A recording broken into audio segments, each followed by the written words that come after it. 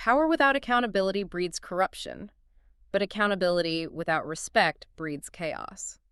You know, that tension, it's like this almost impossible balancing act, isn't it? It feels Really? like the absolute core paradox of trying to govern effectively. It really is. I mean, if the people being governed are too timid, maybe too scared to question things, then the leader, well, they inevitably start thinking they're invincible, right? Yeah. That delusion. Uh-huh. It's almost unavoidable. But flip that coin.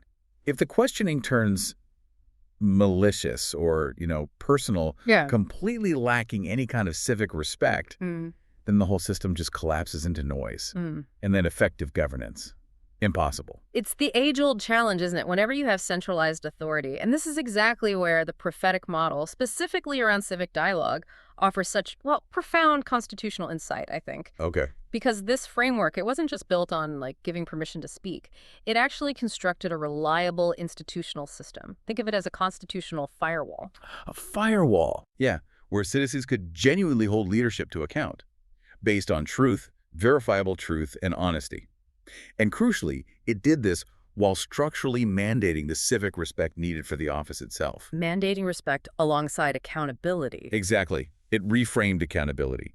Instead of being seen as a weakness or some kind of threat to the leader, it became the very source of the state's moral strength, its resilience.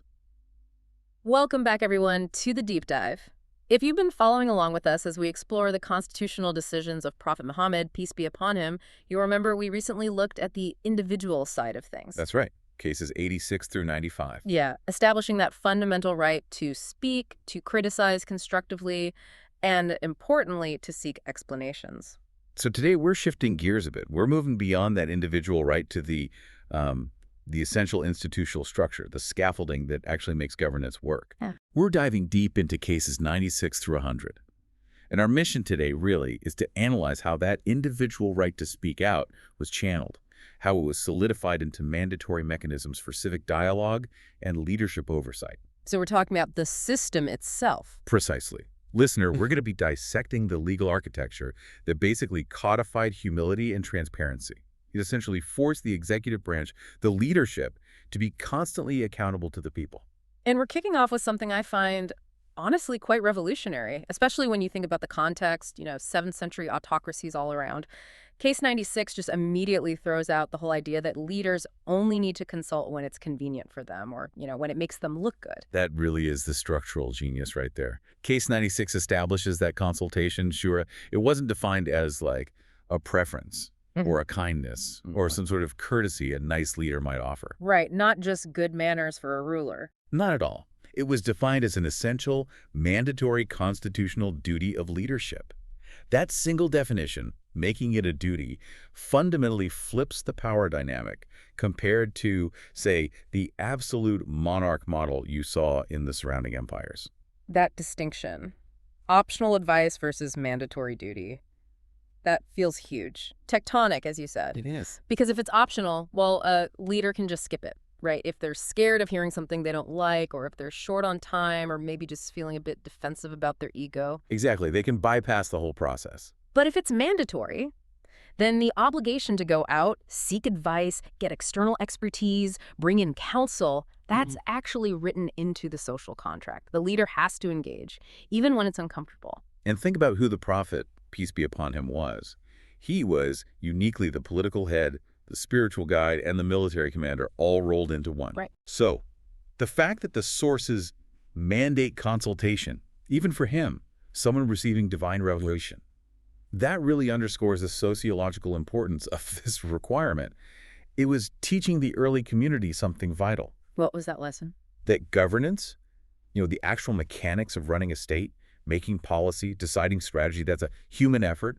It requires collective wisdom. It doesn't matter how high the leader's spiritual status is. And this wasn't just consultation about, like, spiritual matters or abstract ethics either, was it? No, absolutely not.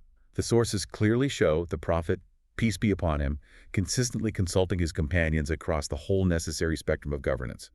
Everything needed for a state to actually survive and function. Such as? Well, we see mandatory consultation on really diverse and critical things.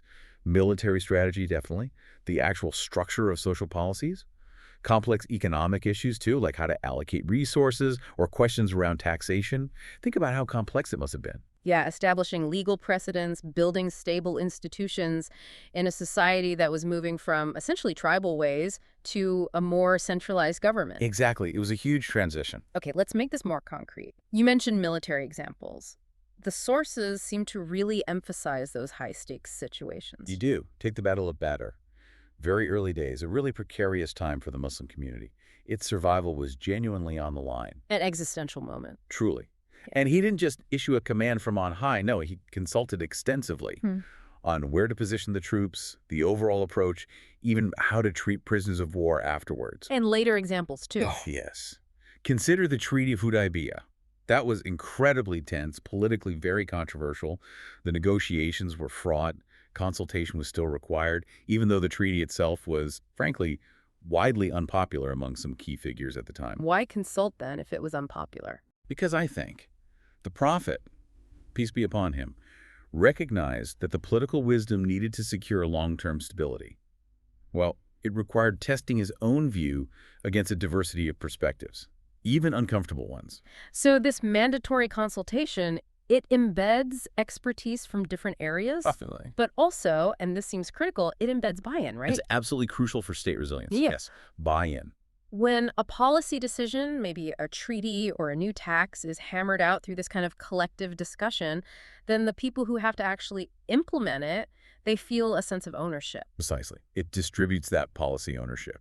And mandatory consultation means policies get tested against a whole range of real-world viewpoints. Yeah. You've got military experts, merchants, tribal elders, scholars before they get enacted. So it acts as a safeguard. A safeguard against that fatal flaw you see in so many authoritarian regimes. Mhm. Insular, untested, unilateral decisions made in a bubble. Okay, let's get into the mechanics a bit, because this is important for understanding the constitutional setup.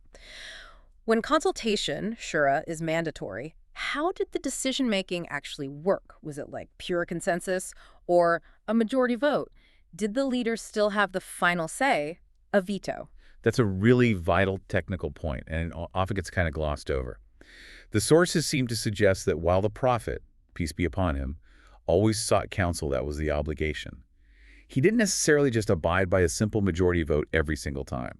Ah, okay, so not just counting hands. Not necessarily. Yeah. Especially if you believe the collective advice might be based on, say, incomplete information, or maybe it missed a crucial ethical point.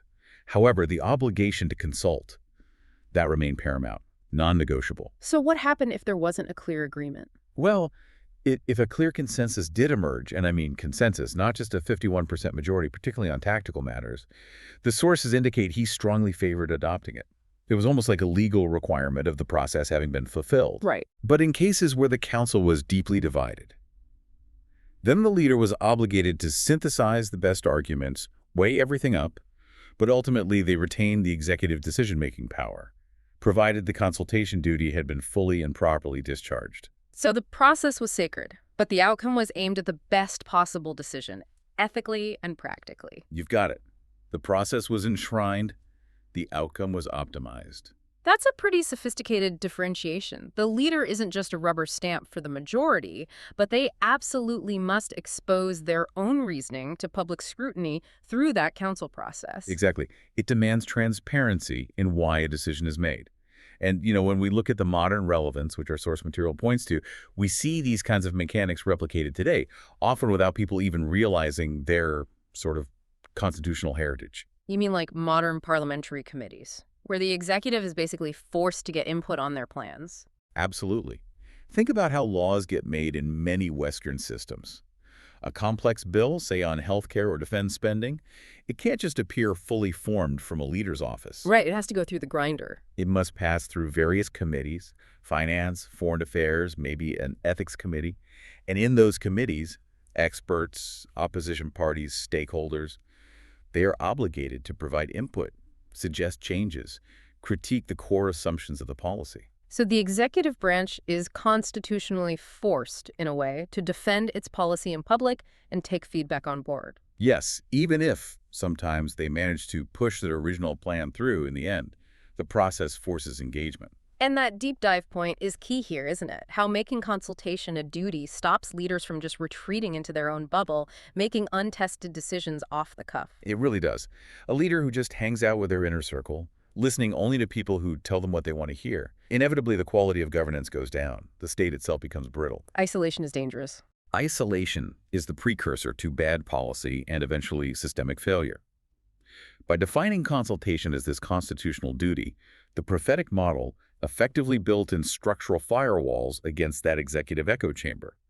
It codified the idea that expertise and diverse perspectives, they matter more than just one person's conviction when you're managing the complexities of a diverse state. Okay, so that's case 96. Making dialogue mandatory, making it an input into policy. But the job isn't finished when the policy is just announced, right? Not at all. If consultation is the input check, then accountability has to be the output check. But maybe before we get to the audit, the aftermath, we need to establish the citizens right there in the moment to challenge the input itself. Exactly. Which brings us very neatly to Case 97. Case 97 flows really logically from that duty of consultation we just discussed. It does this by institutionalizing the individual's right to inquire. This prophetic constitutional framework, it granted a broad and crucially protected right. To whom? To everyone. To every person, every citizen. The right to ask, the right to critique, and the right to seek explanation directly from the leadership, even on the most high-stakes, tactful decisions. Okay, we're not just talking about, general grumbling here. This sounds like active, formalized engagement with authority, challenging the specifics of a decision, even tactically. Precisely. And the defining story, the anecdote provided in our source material, that really elevates this from just a nice idea to a binding legal precedent. It takes us back to that really dramatic high-pressure situation, the Battle of Badr. Right, the battle where survival was on the line. Exactly. The prophet, peace be upon him, had chosen an initial spot for the army to set up camp, a tactical decision based on his own military assessment of the terrain and the enemy. Okay, this is where it gets really interesting, because normally in a military hierarchy, especially right before a battle, only the commander-in-chief makes those final tactical calls. You don't question it. Indeed. That's the standard military doctrine, then and now. And yet, one of the companions, Hubab ibn al-Mundir, he stepped forward. Fully aware, you have to imagine, of the potential risk of questioning his commander moments before battle. Gutsy move. Very. Yep. But Hubab approached, and he used a specific way of framing his question. It demonstrated, I think, ultimate respect, but also incredible sophistication in how to inquire properly. Well, let's really break down his question, because it sounds like this is the foundational constitutional text for this case. It really is. Hubab asked, respectfully, but carrying immense constitutional weight, "O messenger of God, see the respect. Is this position one that God has commanded you to take so we may not alter it? Or is it a matter of personal opinion, strategy, and warfare?" Wow, that is remarkable. He wasn't just asking, is this a good spot? He was fundamentally asking about the source of authority behind the decision itself. Exactly. He was drawing a line between the sacred, the unchangeable divine command, and the executive, human, potentially changeable tactical decision. That separation is the absolute crux of Case 97. Hubab, with that question, created a safe space for critique. If the answer had been, "This is a divine command," well, conversation over, duty requires obedience. Finished. No argument there. But if the answer was, as it turned out to be, "No, this is my personal tactical judgment," then suddenly the floor was open. Open for superior rational argument. The discussion became purely meritocratic, based on tactical sense. It's arguably the most sophisticated form of respectful critique you could imagine in that kind of political structure. So what was the prophet's response? Peace be upon him, with the enemy literally gathering on the horizon. The prophet, peace be upon him, responded directly.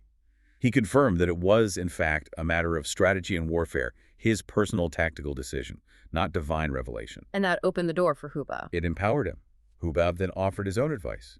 He suggested moving the encampment closer to the water sources. Why? To control the water supply, gain a tactical advantage, and potentially demoralize the enemy, who would then lack easy access to water. A clear tactical suggestion. And the ultimate proof of this civic right lies in what happened next, doesn't it? It absolutely does. The prophet, peace be upon him, accepted Hubab's advice immediately, right there, on the spot. He recognized the superior tactical wisdom in that moment. He prioritized the best possible outcome for the community over, perhaps, his initial assessment, and he ordered the entire army to shift its position. That's incredible under that kind of pressure. It is. And this single event, under the most intense pressure imaginable, established several binding precedents. First, that the right to question wasn't just for moral or religious debates. It extended right into tactical, high-stakes military decisions. Okay. And second, that good governance actually requires leaders who prioritize the truth of the outcome, the best strategy, over their personal ego or sticking to their rank. So the lesson is crystal clear. Questioning authority, if it's done respectfully and if it's framed correctly around the source of the decision. It's not rebellion or dissent. It's a fundamental, structurally protected civic right. And it actually improves the outcome. Yes. It transforms the citizen from just being a passive subject into an active, critical partner in the process of governance.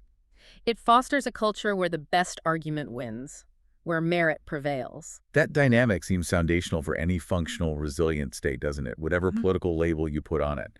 It basically institutionalizes intellectual humility right at the very top of government. And the modern relevance here feels vast. When we try to connect the specific individual right to critique to our mechanisms today, you can see that same principle being protected, right?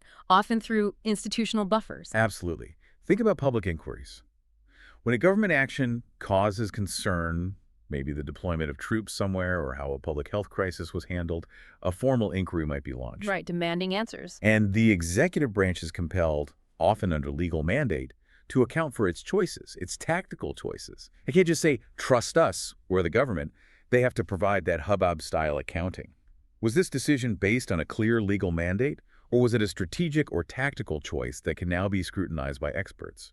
And the role of a free press, particularly investigative journalism. The press often acts like a modern-day Hubab ibn al-Munzir, doesn't it? Asking those clarifying, sometimes uncomfortable questions. Exactly. Show us the data. Is this policy actually mandated by existing law, or is this just your administration's interpretation or strategy? Press freedom is, in many ways, the institutional mechanism that protects the public's right to that kind of inquiry. And what about the courts? Judicial review. Let's not forget judicial review. The courts step in to assess executive decisions, not based on the leader's sheer power, but on whether the decision followed the correct legal procedure.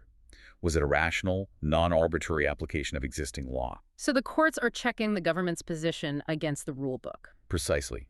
They ensure that authority is legitimate only as long as it's defensible through reason and public scrutiny. Case 97 ensures that such scrutiny isn't just permitted, it's structurally protected as a right. Okay, so we've got mandatory consultation established with Case 96. And now the right for any citizen to critique even tactical decisions with Case 97. But how does the system move from questioning strategy to ensuring the leader is personally accountable for their actions, especially when it comes to things like public resources or delivering justice? Well, that's where Case 98 comes in. Yeah. This deals with the ultimate check. Accountability through public and transparent oversight. Case 98 really lays down the law. Yeah. Leaders must be publicly and demonstrably answerable for the decisions and their actions. The key word, as you said, is publicly. Accountability can't be hidden away in private reviews or internal audits. Why public? Because it requires a transparent demonstration before the entire community to establish and maintain moral legitimacy. It's a powerful precedent. If the top leaders subject themselves to this public standard, then every single official beneath them is automatically bound to the same level of accountability. The source material details this extraordinary moment. It wasn't just a policy. It was a specific demand for redress made by the prophet, peace be upon him, himself, standing before everyone. This wasn't like a passive annual report dropped online. This was an active invitation to be audited by the people. It is quite possibly the most radical and powerful example of executive accountability you'll find in any constitutional history anywhere. The prophet, peace be upon him, stood before the entire populace in a public forum and issued this open, almost aggressive invitation for people to seek redress against his own personal conduct. What did he say exactly? He said, and this is powerful, "If I have taken anything unjustly, return it to me now. If I have wronged anyone's property or honor, let them step forward. I prefer to be humiliated in this world than on the day of judgment." Wow, I prefer to be humiliated in this world. That phrasing frames accountability not just as good governance, but as a prerequisite for spiritual and political legitimacy. It's the ultimate act of voluntary submission to the law of the very state he was leading. And the response to this call is what gives the moment its profound legal weight. It wasn't some grand political rival who stepped forward to challenge him on high policy or finance. No major scandal was brought up. So what happened? Instead, one ordinary man stood up from the crowd. An ordinary citizen? And what was his claim? Was it something significant? It was for compensation for a minor physical injury. Apparently, years before, during some crowded public event, the prophet, peace be upon him, had been using a stick or maybe a small whip, perhaps just to manage the flow of the crowd, keep order. And this man had been lightly struck, accidentally. An accident from years ago. Yes, a minor, unintentional injury, long past. But the man remembered it, and now, given this open invitation, he requested compensation for that small transgression. This detail feels incredibly important. The system proved its strength not by tackling some huge corruption case, but by honoring a claim for a tiny accidental injury caused by the leader himself. Absolutely. That's the point. The prophet, peace be upon him, honored the claim immediately, provided the compensation requested right then and there. What did that demonstrate? That even the smallest, most personal transgression, if someone felt wronged and it was substantiated, demanded rectification, even from the highest authority. So the amount wasn't the issue. Not at all. It's the legal and moral principle that shines through. No injury or injustice is too small to be rectified, and absolutely no person, regardless of their office or status, is above the law. This analysis of moral legitimacy, it really explains why public oversight is so essential. A leader who voluntarily subjects themselves to a compensation claim for a minor accidental bump. They set an unbreakable universal standard for everyone else. It does. And it shifts the loyalty of the citizens, away from just the personality of the leader towards the rule of law itself. That's a crucial shift. It creates a state where the foundation of trust is secure. Because if the leader is the first and most enthusiastic proponent of their own accountability, then the moral legitimacy of the entire state becomes almost unassailable. It sends a signal to every single person, rich or poor, powerful or weak, that justice is real, it's accessible, and the mechanisms for redress actually work perfectly, no matter who the offender might be. Okay, I have to play devil's advocate here a bit, bring in some modern skepticism, which I think the source material wants us to do. Isn't it completely unrealistic to expect a modern head of state, a president, a prime minister, a chancellor, to stand up in public and literally invite personal compensation claims for every minor mistake or accidental bump? That's a fair challenge, the challenge of scale in a modern nation-state. So how does this translate? Does the source material offer any guidance on how you transfer that personal burden of accountability onto institutional systems? It does, implicitly. The source material establishes the core principle.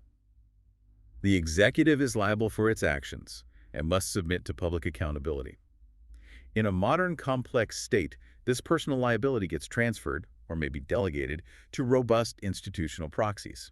Give me some examples. What are these proxies? Well, for instance, comprehensive independent audits of all public spending. An audit is, in effect, the institutional equivalent of the prophet, peace be upon him, asking, if I have taken anything unjustly, let me know. It forces transparency about how public money is used.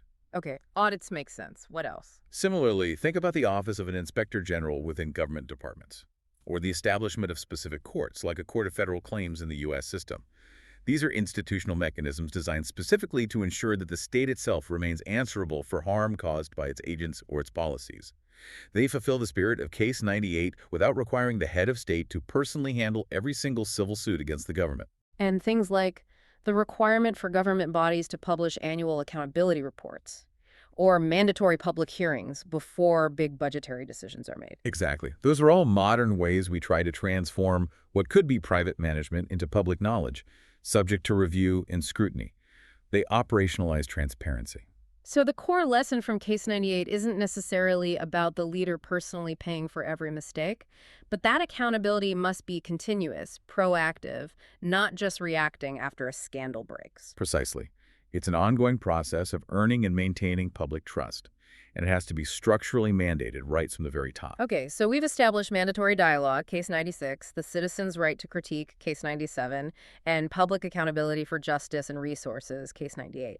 But what happens when it's not the top leader, but maybe an official, a mid-level administrator who makes a mistake? Case 99 seems to shift into the realm of ethical management of personnel. How do you balance the need for discipline with, well, preserving human dignity? This is actually one of the most sophisticated ethical mandates in the whole series, I think, Case 99. Ethical correction without humiliation. The core principle here acknowledges a fundamental reality. Mistakes are inevitable in governance. People will mess up. Sure, it happens. So we absolutely must correct errors. But, and this is the key, degradation, public shaming, or any intentional humiliation of the individual who made the error is strictly forbidden, out of bounds. The cultural context here feels really important to grasp. We're talking 7th century tribal society, right?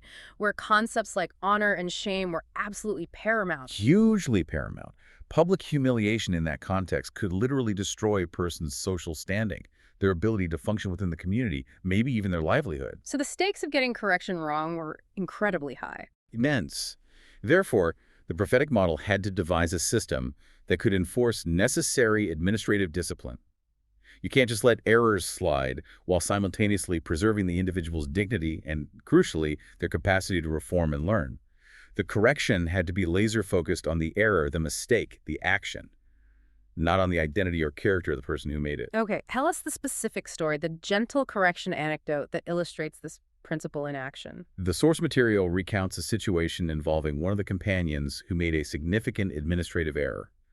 It was related to the distribution of charity funds, the zakat. Okay, that's serious. Zakat distribution is a core function, affects public welfare, financial integrity. Exactly. It was a serious administrative lapse. It affected public welfare, required immediate correction to maintain financial integrity, and also to maintain public trust in the system. It couldn't be ignored. So how was this high-stakes public-facing error handled without resorting to the kind of punitive public shaming that was probably common in other empires at the time? The prophet, peace be upon him, corrected the error gently, but he did it publicly. He clarified the specific, correct procedure for distributing the charity funds.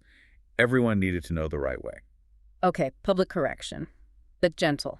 What was the key detail that defines Case 99? The crucial detail is this. The correction was made without naming the individual who made the mistake. He addressed the crowd more generally, often using a phrase like, "What is wrong with people who do X?" or "It has come to my attention that some people have made the error of doing Y." That's masterful, isn't it? It's institutional psychology meets ethical leadership. It really is. Because by not naming the person, he simultaneously achieved two essential goals. First, he rectified the administrative error right away. The public knew the correct procedure, they knew the system was being managed properly, governance was on track. Check. Goal 1 achieved. And second, he allowed the individual who made the mistake to hear the correction, absorb it, understand what they did wrong, and hopefully rectify their behavior in the future. But without suffering that irreparable public disgrace, their reputation remained intact. It perfectly separates the sin from the sinner, as the saying goes. Or in this administrative context, it separates the error from the administrator. And the educational mandate here is key. What's the purpose of correction? To fix the problem and stop it happening again. Exactly. To educate, to rectify the mistake, and to prevent it from recurring. Humiliation doesn't achieve that effectively. Humiliation breeds resentment. It encourages secrecy. It fosters fear. Those things are poison to any healthy organization, especially a government. Yeah, an employee or official who's terrified of being publicly shamed if they make a mistake. They're far more likely to hide their mistakes, aren't they? Cover things up, which could lead to far worse outcomes down the line. Yeah, absolutely. Covering up small errors allows them to snowball into huge problems. So, if the ultimate goal is improvement, making the state more resilient, then preserving the dignity of the person allows them to actually remain a useful, functioning member of the team. Maybe a bit chastened, but still contributing after the mistake has been addressed. Precisely. And this has profound implications for institutional culture, even today. Think about any large organization, governmental or corporate. You must have clear standards. You need disciplinary procedures. But if those standards are enforced through shaming, personal attacks, public call-outs, the whole institutional culture turns toxic. People become defensive, they stop taking risks, innovation dies, everything stagnates. So Case 99 mandates a space for learning from error while still firmly upholding the necessary ethical and administrative boundaries. That's the balance. But again, the skeptic in me has to ask, did this gentle correction always work? Did the sources ever show examples where this, what is wrong with those who approach failed and maybe stronger, more direct public intervention was needed? That's a fair question. The sources do indicate that persistent error, or willful defiance, or actions that crossed into actual illegality, well, of course, those required escalation and clear consequences. The rule of law always applied.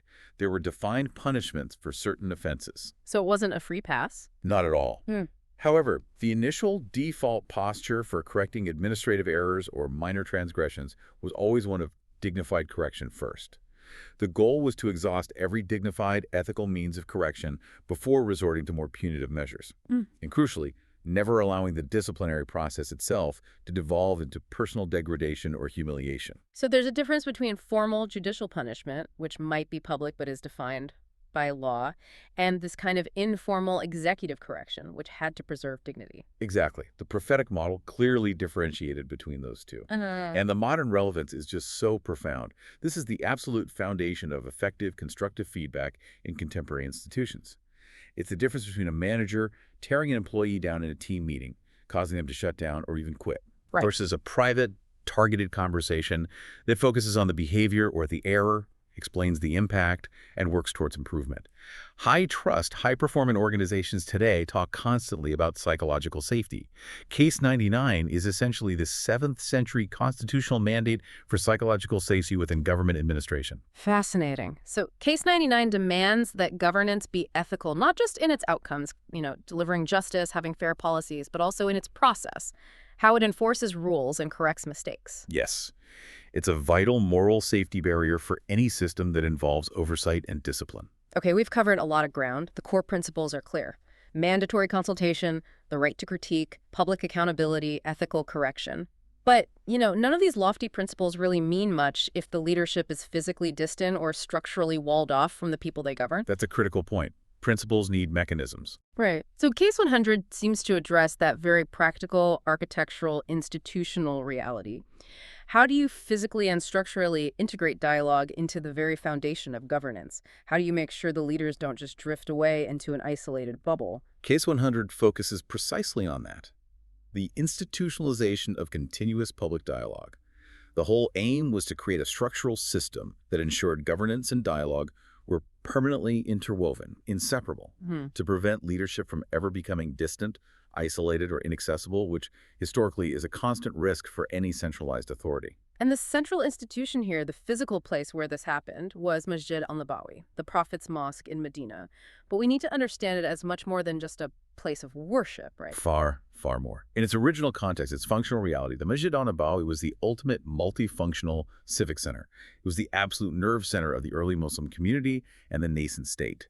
It was deliberately designed, or perhaps evolved, to serve multiple simultaneous roles, all essential for good governance. What were those roles? Well, first, it was the primary public forum. This is where announcements were made, where general discussions happened. Second, it functioned as the main consultation chamber for leadership. Important decisions were often debated right there. And third, crucially, it was the central educational institution where laws, ethics, and state policy were taught and explained to the general public. The structural genius seems to be its sheer accessibility. The place where people gathered for daily prayers, something virtually every citizen was involved in, was also the place where daily governance happened, where the seat of executive power resided. Absolutely. That structural integration forced constant natural proximity. It closed the distance between the governing authority and the governed citizens. The leader couldn't just hide behind palace walls or layers of security cordons or bureaucratic gatekeepers. Unlike the monarchs in, say, the nearby Byzantine or Persian empires. Exactly. Who increasingly governed from isolated fortified palaces, becoming more and more detached. The prophet, peace be upon him, was physically present multiple times a day, right there amidst the very people who might have grievances, questions, or suggestions. And the sources really emphasize the universal access granted to this civic center. That seems to be the ultimate proof of Case 100's constitutional weight. That is the acid test of its function, isn't it? Access was deliberately wide and equitable. It was granted to citizens from all backgrounds, all demographics. The sources specifically document instances where women had accessible channels. They could present petitions, raise grievances directly with the leader, sometimes even interrupting major sermons or gatherings to seek justice or get clarification on a point. That's remarkable for the time, and not just women. And perhaps even more profoundly important for establishing the inclusivity of the state, non-Muslims living within the community also had access. They could present petitions, engage in civic life, and seek redress through the same channels within that central civic space. That level of open, equitable access, where literally anyone, regardless of their gender, their social status, their religious belief, could approach the supreme authority with a problem or a question. That feels like the practical enforcement mechanism for all the principles we've discussed in cases 96 through 99. It is the structural guarantee. It locks it all in place. The Huh. core lesson of Case 100 is that true governance, the kind that achieves stability and legitimacy, it only thrives when all citizens have accessible, low-friction channels to reach leadership. Institutions have to be built to facilitate dialogue, not to obstruct it. Yeah, if citizens have to navigate 5 layers of bureaucracy, fill out triplicate forms, and wait 6 months just to get their voice heard, the system isn't designed for dialogue. It's designed to deter it. It's designed to fail. Precisely. That friction kills accountability. So how does this institutional legacy connect to our world today, to Yeah. current civic structures? Because obviously modern secular states don't typically hold government meetings inside mosques or churches. No, but they often try to replicate the function of that accessibility, that low-friction channel for grievance and dialogue. Think about the concept of a local civic council meeting or a town hall meeting. Right, where citizens can show up and talk directly to their representatives. Exactly. These are deliberate attempts, sometimes more successful than others, to bring government physically and structurally closer to the citizens for immediate consultation, feedback, questions. It replicates that proximity idea of the masjid as a central forum. And the Ombudsman Office, which you mentioned earlier when we talked about accountability, that seems like a direct institutional parallel to this need for accessible grievance channels, too. It really is. An ombudsman, in its ideal form, is an impartial body, usually separate from the courts, set up specifically to investigate complaints people have against government agencies or public officials. It's meant to guarantee a non-judicial, low-barrier path for the average citizen to air a grievance and seek rectification. Kind of like the citizen presenting a petition directly to the Prophet, peace be upon him, in that civic center. Very similar function. It removes the need for expensive, time-consuming legal action for every simple administrative failure or misunderstanding. It provides an accessible first port of call. And finally, maybe the principle of open courts. The idea that justice shouldn't be dispensed in secret, but in a visible, accessible location where anyone can observe the proceedings, understand the process. Yes, the public accessibility of the judicial process fits here too. Case 100 ultimately reminds us that things like architecture, logistics, accessibility, they aren't just minor design choices in governance. They are profound constitutional decisions. The physical and structural layout of how government interacts with its people directly determines the level of dialogue and accountability that's actually possible. If the leader is isolated, physically or institutionally, then the state, no matter what its written laws say, becomes prone to authoritarian failure, distrust, and eventually collapse. Hashtag summary and reflections. Wow. Okay, this has been a really deep dive, hasn't it? We've journeyed from the foundational right to speak all the way through these 5 critical pillars that institutionalize accountability and dialogue within the state. Let's try and synthesize these powerful principles from cases 96 through 100, just to make sure our listener walks away with a really clear constitutional blueprint in mind. Absolutely. We've essentially analyzed how the prophet, peace be upon him, crafted this enduring, cohesive legal and ethical framework for civil engagement. And it seems consistently built on this theme of achieving resilience through transparency and participation. Okay, so pillar number 1, first, case 96. Consultation is mandatory. It's an absolute duty of leadership, not just an option. And this structurally embeds collective wisdom and ensures that policies have shared ownership. Got it. Second, case 97. Citizens have the right to question leadership respectfully, even on highly sensitive tactical matters. This ensures that merit, the best argument, and superior reasoning are prioritized over blind obedience or hierarchy. Third, case 98. Accountability must be public and transparent, powerfully exemplified by the leader actively inviting claims against their own conduct. This establishes universal moral legitimacy under the rule of law where no one is above scrutiny. Fourth, case 99. Correction must be ethical. The focus has to be on correcting the error itself, while actively preventing the public degradation or humiliation of the individual involved. This protects institutional psychology, preserves dignity, and encourages learning over hiding mistakes. And fifth, case 100. Institutions must enable continuous dialogue and access, guaranteeing that every single citizen, regardless of their status, gender, or belief system, has a low-friction, practical channel to engage with leadership and seek redress. That's a great summary. Those 5 principles, when you take them together, they really define what the source material calls the constitutional heart of Islamic governance. It describes a system that demands leadership be held simultaneously to 2 standards: profound moral authority demonstrated through humility, ethical conduct, adherence to principle, and concrete answerability, the practical willingness to accept public critique, provide explanations, and even accept liability. It sounds like a structure designed for resilience, as you said earlier. It is. It created a model of governance that proved remarkably sustainable, arguably because it was rooted so deeply in accessible truth, transparency, and the constitutional protection of the citizen's voice. Hashtag tag outro outro.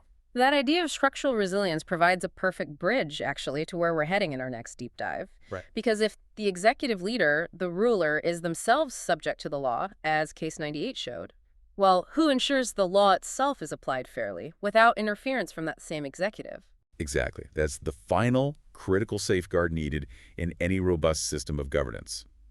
The separation of powers, specifically judicial independence. Okay, so in our next deep dive, we'll be examining cases 101 through 110, which focus on judicial independence and the rule of law.